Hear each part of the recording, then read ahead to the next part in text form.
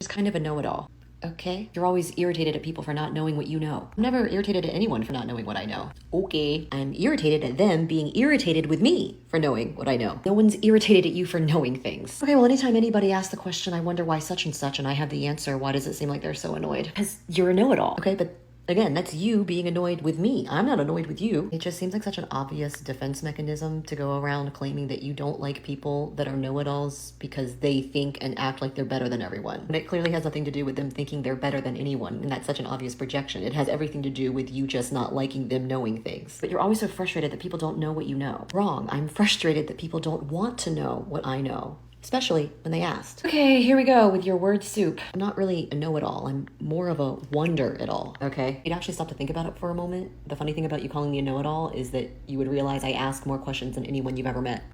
Okay, so I have no insecurity around admitting that I don't know things. I'm not threatened by other people offering information and answers that I don't have. The thing I'm aware of and know the most is how much I don't know. It never occurred to me to think that someone who knew something that I didn't also thought they were better than me. Like, truly, what is this obsession about? I don't find it comforting to think that there's no one I can look to and trust for answers. If you're the best one in the room, then you're in the wrong room. Okay. The sheer number of times somebody has said to me, why do you want to know so much? Why do you need an explanation for everything? Why do you have to ask so many questions? It's just the way it is. Because a fundamental part of my being will always want to know what I don't know. And maybe that's how we're different. I think that's beautiful. It's all necessary. I'm not mad at you for not knowing what I know. I'm only ever mad at you for getting mad at me for knowing what I know. So you don't think know-it-alls exist?